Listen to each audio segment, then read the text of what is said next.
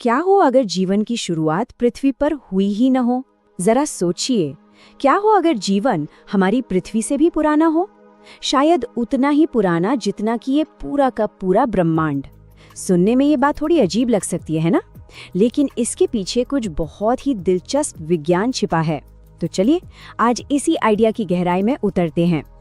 हम सब ने हमेशा यही सुना और पढ़ा है कि जीवन का जन्म हमारे इसी नीले ग्रह पर हुआ, पर क्या सारे सबूत वाकई इसी तरफ इशारा करते हैं या फिर असल कहानी कुछ और ही है?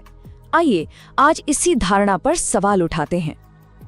देखिए, इस पूरी मिस्ट्री की पहली कड़ी पृथ्वी पर जीवन के आने से जुड़े एक बहुत बड़े विरोधाभास में छिपी है। ये एक ऐसी पहेली है जिसने वैज्ञानिकों को दशकों से परेशान कर रखा है। जब हमारी पृथ्वी नई नई बनी थी तो वो रहने लायक जगह तो बिल्कुल भी नहीं थी। वो तो एक जलता हुआ आग का गोला थी। लगातार उल्कापिंडों की बारिश हो रही थी और उसकी पूरी सतह पिघले हुए लावे से ढकी थी। ऐसे खतरनाक माहौल में जीवन का पनपना तो नामुमकिन था। और यहीं पर कहानी मजेदार हो जाती है। जैसे ही पृथ्वी थोड़ी सी ठंडी हुई, जैसे ही पहले महासागर बने, बूम, जीवन प्रकट हो गया। लगभग तुरंत ऐसा लगता है मानो जीवन पहले से ही कहीं मौजूद था और बस सही मौके का इंतजार कर रहा था। अब देखिए, किसी भी जीव को जिंदा रहने के लिए कुछ बहुत ही बुनियादी काम करने होते हैं।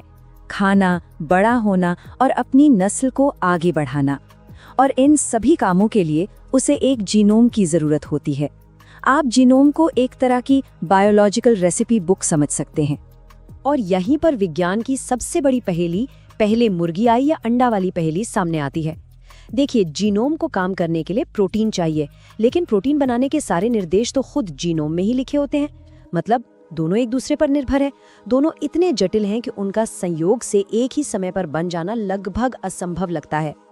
तो सबसे बड़ा सवाल यही है, इतनी कॉम्प्लेक्स व्यवस्था जो खुद को बनाने के लिए खुद पर ही निर्भर है, वो पृथ्वी पर इतनी जल्दी एकदम से कैसे बन गई?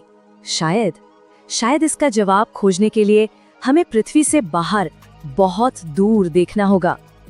चलिए अब इस रहस्य के दूसरे हिस्से को देखते हैं। एक ऐसा सुराग जो कहीं और नहीं बल्कि हमारे अपने बायोलॉजी में ही छिपा है।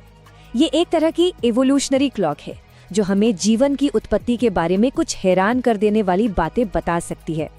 अगर हम अरबों सालों में जीवन के सफर को देखें तो एक बड़ा साफ पैटर्न नजर आता है। जीवन लगातार और ज्यादा जटिल और ज्यादा कॉम्प्लेक्स होता गया है।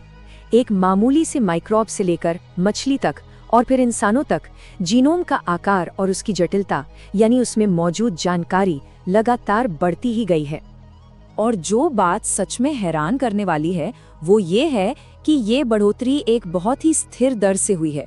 ठीक वैसे ही जैसे कंप्यूटर चिप्स की पावर हर कुछ समय में डबल हो जाती है। रिसर्चर्स ने पाया है कि औसतन हर 35 करोड़ सालों में जीवन की जटिलता दोगुनी हो गई है। ये विकास की अपनी एक घड़ी की तरह काम करती है। तो क्या हो अगर हम इस घड़ी को उल्टा घुमाएं? चलिए एक छोटा सा थॉट एक्सपेरिमेंट करते हैं। अगर हम समय में पीछे जाएं, आज की जटिलता से शुरू करके सबसे सरल जीवन तक पहुंचने की कोशिश करें, तो ये घड़ी हमें कहाँ ले जाएगी? इसका स्टार्टिंग पॉइंट कहाँ होगा? और जो जवाब मिलता है वो सच में दिमाग घुमा देने वाला है। ये घड़ी शून्य पर नहीं बल्कि आज से लगभग 10 अरब साल पहले जाकर रुकती है। ये नंबर हमारी पृथ्वी की उम्र, जो कि लगभग 4.5 अरब साल है, उससे 2 गुने से भी ज्यादा है। इस गणित का एक ही सीधा सा मतलब निकलता है, जीवन की शुरुआत पृथ्वी पर नहीं हुई। ये सिद्धांत, जिसे पैनस्पर्मिया कहते हैं, ये बताता है कि जीवन कहीं और बहुत बहुत पहले शुरू हुआ और फिर उल्कापिंडों के जरिए पृथ्वी पर तब पहुंचा जब यहाँ हालात बस सही हुए थे। मतलब हमारा ग्रह सिर्फ एक उपजाऊ जमीन की तरह था जहाँ जीवन का बीज आकर पनप सका।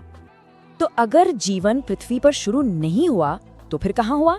इसका जवाब हमें ब्रह्मांड की बिल्कुल शुरुआत में मिलता है। एक ऐसे समय में जब पूरा का पूरा ब्रह्मांड ही जीवन के लिए एक पालना हो सकता था। बिग बैंग के कुछ समय बाद एक बहुत छोटा सा दौर ऐसा आया था जब पूरा ब्रह्मांड ही गोल्डीलॉक्स जोन में था। मतलब न ज्यादा गर्म न ज्यादा ठंडा, हर जगह का तापमान इतना परफेक्ट था कि पानी तरल अवस्था में मौजूद रह सकता था। उस समय जीवन के लिए किसी खास ग्रह की जरूरत ही नहीं थी। देखिए, शुरुआत में बिग बैंग के ठीक बाद ब्रह्मांड बेहद गर्म था। फिर जैसे जैसे वो फैला, वो ठंडा होता गया और एक रहने योग्य युग से गुजरा, जहां लिक्विड वाटर मुमकिन था।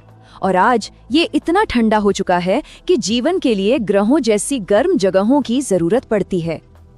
उस शुरुआती दौर में जीवन के लिए जरूरी केमिकल और तरल पानी हर जगह मौजूद हो सकते थे। इसका मतलब है कि जीवन सचमुच कहीं भी शुरू हो सकता था, किसी एस्टेरॉइड पर, गैस के बादलों के अंदर, या यहाँ तक कि तारों के बीच की खाली जगह में भी। ये कमाल का आइडिया है ना? लेकिन इसका हमारे लिए क्या मतलब है? और क्या हम कभी जान पाएंगे कि ये सच है भी या नहीं? चलिए देखते हैं कि इस थ्योरी को परखा कैसे जा सकता है। अच्छा, अगर जीवन वाकई में अंतरिक्ष से आया है, तो उसने सिर्फ पृथ्वी पर ही बीज नहीं बोए होंगे। उसे तो हमारे सौर मंडल में दूसरी जगहों पर भी पहुंचना चाहिए था, और यहीं हमें इसके सुराग मिल सकते हैं।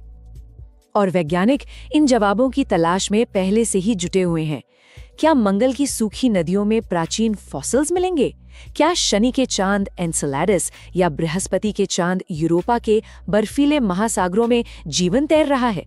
या फिर टाइटन की मीथेन झीलों में कोई बिल्कुल ही अलग तरह का जीवन पनप रहा है? इनमें से कहीं भी किसी भी तरह का जीवन मिलना इस आइडिया को और भी मजबूत कर देगा। और आखिर में ये सोच हमें एक बहुत ही गहरी सच्चाई की ओर ले जाती है। अगर हम सब की उत्पत्ति एक ही ब्रह्मांडीय स्रोत से हुई है, तो इसका मतलब है कि मंगल के किसी छोटे से जीव से लेकर आकाशगंगा के दूसरे कोने के किसी भी प्राणी तक हम सब एक विशाल कॉस्मिक परिवार का हिस्सा हैं। हम अकेले नहीं हैं। हो सकता है हमारे रिश्तेदार हमारे ही सोलर सिस्टम में हमारा इंतजार कर रहे हों।